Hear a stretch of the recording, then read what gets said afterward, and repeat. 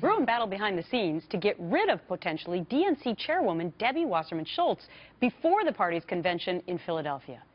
Bree Payton is the millennial politics and pop culture writer for The Federalist. Nomiki Kunst is the executive director of the Accountability Project. They're here to debate this issue today. All right, Nomiki, you're on the Democratic side. Hi. Are they going to dump Debbie? I hope they do. Really? Right now there is yes, I do, absolutely. I think there's a coordinated organizational effort right now to reform the Democratic Party. Hashtag reform the DNC is trending on Twitter. It is something that I think a lot of Hillary supporters and Bernie Sanders supporters are very aware of. You know, the Democratic Party since 2008 has lost over 1,000 seats from the local level all the way to the national level, yet we've been raising more money than ever. And I think that's attributed to the fact that the Democratic Party has centralized. It's taken a lot of party power away from state parties. Okay. It has been focusing on raising money from hedge funders and Wall Street, yet the problem is we're not winning. And whose fault is that? That's Debbie Wasserman Schultz's fault. That's so interesting. interesting. The woman who fought against consumer finance reform. Yeah, well, your take is so fascinating because I didn't think you were going to say that at all. Bree, I thought she was going to say that because you tend to like Bernie Sanders, that you felt like Wasserman Schultz was tipping the scales to make sure that Hillary Clinton won by giving, you know, lousy debate nights like a Saturday night and not doing a lot of debates, and then this whole superdelegate thing. Bree?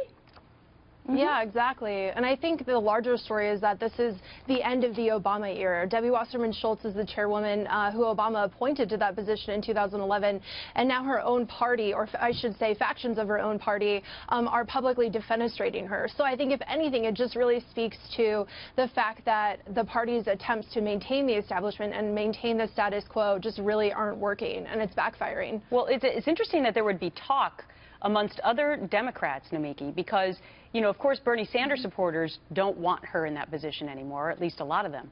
But that other Democrats now would be pondering this, because isn't it all about trying to bring the party together? I mean, if Hillary Clinton's going to be the nominee, how are you going to get those Bernie Sanders supporters on board to vote for her?